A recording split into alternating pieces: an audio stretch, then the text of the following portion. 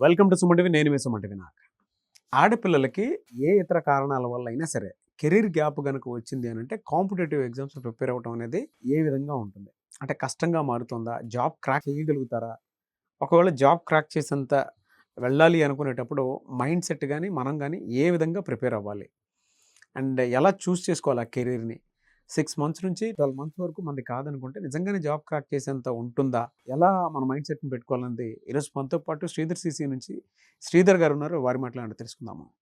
నమస్కారం సార్. నమస్తే అండి. సార్ ప్రతి ఆడపిల్లకి ఏంటంటే హైలీ టాలెంటెడ్ ఉంటారు, కొంత కెరీర్ గ్యాప్ ఏ ఇతర కారణాల వల్ల అయినా సరే అంటే మీరు చూసిన ఎక్స్పీరియన్స్ ప్రకారం అది చెప్పండి.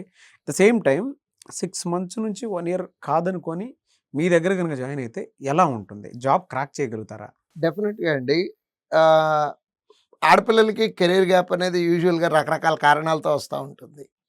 అంటే డిగ్రీ అయిపోగానే పేరెంట్ మైండ్ సెట్ ఎట్లా ఉంటుందంటే ఆడపిల్ల కానీ చూస్తారు తప్పించి ఈడపిల్లగా చూడరండి ఆడపిల్లని. నాకు 2 ఆడపిల్లలే, నేను ఎవరిని తక్కువ చేసి మాట్లాడట్లేదండి.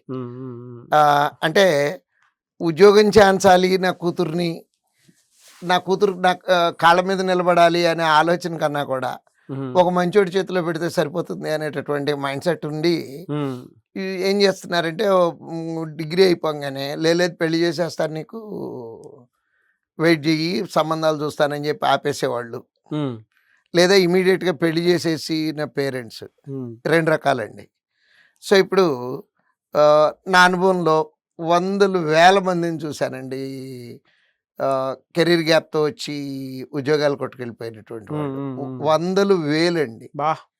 ఇక్కడ ఇన్స్టిట్యూట్ లో 34 years సర్వీస్ లో ఎంత అంటే ఎన్ని మంత్స్ గ్యాప్ లో జాబ్ క్రాక్ చేసి ఉంటారు సార్?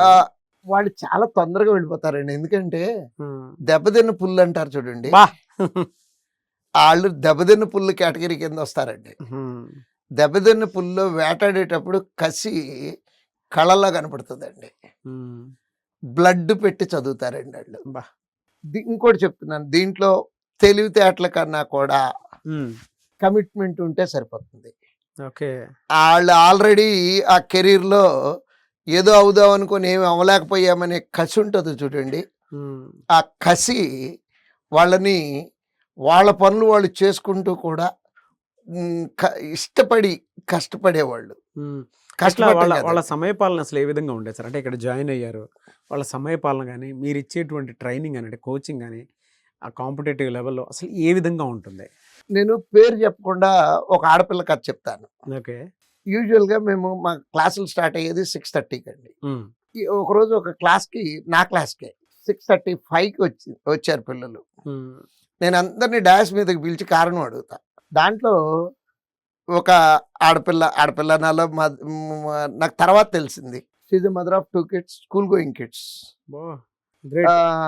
6:35కి వస్తే ఆపి అడిగితే అమ్మాయి చెప్పింది ఏంటంటే, నేను మీకు ఆఫీస్కి వచ్చి కారణాలన్నీ ఎక్స్ప్లెయిన్ చేస్తానండి అంతే. యాక్సెప్ట్ చేసి క్లాస్లో కూర్చోబెట్టిన తర్వాత ఆఫీస్కి వచ్చి అమ్మాయి చెప్పిన వింటే కాళ్ళకు దండం పెట్టాలనిపించిందండి.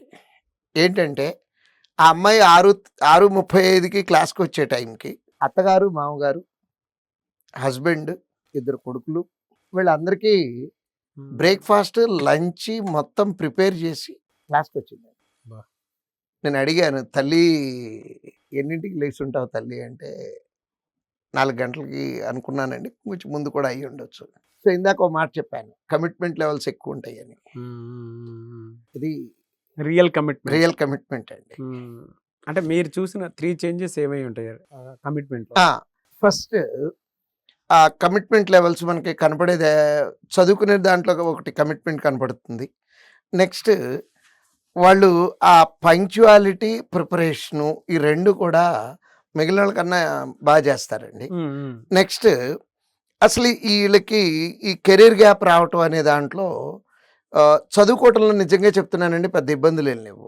వాళ్ళు ఇంటర్వ్యూ ఫేస్ చేసేటప్పుడు ఇంటర్వ్యూలో ఈ కెరీర్ గ్యాప్ గురించి యాక్చువల్గా గట్టి క్వశ్చన్ పడుతుందండి. మగపిల్లల కన్నా ఆడపిల్లల దగ్గర భలే సమాధానాలు చెప్పొచ్చండి. Beautiful answer. అసలు మెస్మరైజ్ అయిపోవాలన్నమాట వినేవాళ్ళు. ఎలా అంటే నేనే అడుగుతున్నాను అమ్మాయిని, అమ్మా ఈ కెరీర్ గ్యాప్ ఏంటి? సార్ నాకు కూడా అందరిలాగానే చదువుకోవాలని ఉంది. డిగ్రీ అయిపోగానే మా నాన్నగారు పెళ్లి చేశారు. పెళ్లి చేశారండి. నాన్న మాట గౌరవించి తప్పలేదు నాకు. ఉమ్. కానీ నాకు యాంబిషన్ వదులుకోవాలని నాకు ఏ రోజు అనిపించలేదు. మా హస్బెండ్‌ని, మా అత్తగారిని, మామగారిని అందరినీ కన్విన్స్ చేసుకొని ఇక్కడ దాకా వచ్చేటప్పటికి ఇంత టైం పట్టింది. ఉమ్. సో, ఇంకసలు దాంట్లో ఫర్దర్ క్వెషన్సే ఉండవండి. అక్కడ ఆ అమ్మాయిని సబ్జెక్ట్ నాలెడ్జ్ ఏయి చెక్ చేయాలని కూడా ఇంటర్వ్యూ చేసే బోర్డు కనిపించదండి. ఉమ్. కారణం ఏంటంటే సీక్వెన్స్‌గా మాట్లాడుకుందాము. ఫస్ట్ పార్ట్ ఏం చెప్పింది, నాన్నగారు పెళ్ళి అన్నారండి, ఒప్పుకున్నాను. అంటే టిపికల్ ఇండియన్ గర్ల్ ఉంది అక్కడ ఉమ్. ఆ రోజున. తండ్రి అవును. మాటకి విలువ ఇచ్చేటటువంటి గర్ల్.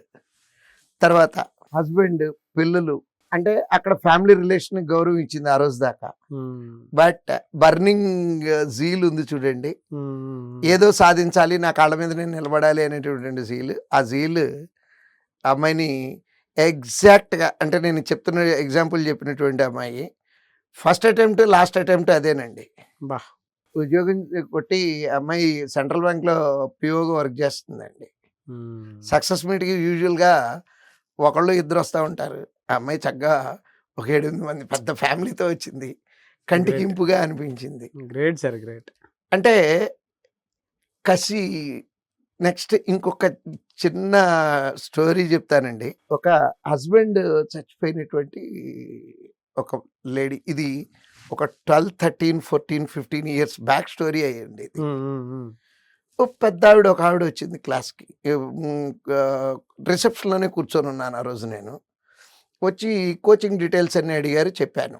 ఎవరండి చేరాల్సిందంటే నేనే అన్నారు ఆవిడ. బా. అనంగానే మీకు ఏజ్ ఎంత అంటే 34 ఇయర్స్, 35 ఇయర్స్ ఆ రేంజ్‌లో చెప్పారు. మేడం మీకు ఎలిజిబిలిటీ లేదు కదా అంటే, ఆవిడే నాకు ఒక కొత్త విషయం నేర్పారు. ఉమ్. హస్బెండ్ గనుక ఎక్స్‌పైర్ అయిపోతే 9 సంవత్సరాల ఎగ్జంప్షన్ ఉంది అండి అని చెప్పి. ఆ. నేను నిజంగా ఆవిడ వెళ్ళిపోయిన తర్వాత ప్రాస్పెక్టస్ తీసుకొని, అంటే నోటిఫికేషన్ తీసి చదివితే ఉంది. చెక్లిస్ట్.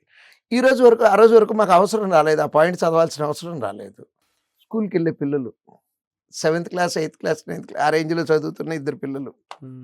పేరు కూడా గుర్తుంది కానీ పేరు చెప్పడం మళ్ళీ ఆవిడ ఏమన్నా ఇబ్బంది పడతారేమోనని నేను చెప్పట్లేదు కానీ, ఎగ్జాక్ట్‌గా 6 మంత్స్‌లో బ్యాంక్ క్లర్క్ అండి. ఆంధ్ర బ్యాంక్‌లో క్లర్క్. బా. ఎగ్జాక్ట్ 6 నెలలు. Great sir. మా పక్క రోడ్‌లోనే, ఆఫీస్ పక్క రోడ్‌లోనే పోస్టింగ్. నాకు తెలిసి ఆవిడ గనక ప్రమోషన్‌లన్నీ లెక్క ప్రకారం తీసుకొని ఉండుంటే ఇవాళ స్కేల్ 3 ఆఫీసర్‌గా ఉండుంటారండి ఆవిడ. ఎంత ఉంటుంది సార్ స్కేల్ 3కి? స్కేల్ 3 అంటే ప్రమోషన్ తీసుకోకుండా 15 ఏళ్ళు అయితే ఒకటి, ప్రమోషన్ తీసుకొని స్కేల్ 3 అయితే ఒకటే అండి. 15 ఇయర్స్ ఇమ్మీడియేట్‌గా ఎప్పటికప్పుడు ప్రమోషన్‌లు తీసుకొని ఉండుంటే రౌండ్ అబౌట్ 2.5 lakhs వస్తుందండి. క్లర్క్‌గా చేరి ప్రమోషన్‌లు తీసుకొని ఉంటే. ఒకవేళ ప్రమోషన్‌లు తీసుకోకుండా కనుక ఉండుంటే 130, 140 వరకు ఇది క్లర్క్‌గానే ఉండిపోతే గనక 1,30,000, 1,40,000 వరకు. అస్సలు కెరీర్‌లో గ్యాప్ అనేది పెద్ద ఇష్యూనే కాదు. అందుట్లో చెప్పా కదండీ, వాళ్ళల్లో మేమేం చూస్తామంటే దెబ్బతిన్న పులిని చూస్తామండి. వాహ్. దెబ్బతిన్న పులి కసి వేరండి. యెస్. అందుట్లో ఇంట్లో రకరకాల ప్రాబ్లమ్స్ ఇవన్నీ ఫేస్ చేసి వచ్చుంటారు. Great sir. చాలా మంచి మోటివేషన్ అది. ఎనీవేస్ అంటే క్లారిటీ కూడా. యెస్. ఎనీవేస్ థ్యాంక్ యూ అన్న. Thank you so much sir.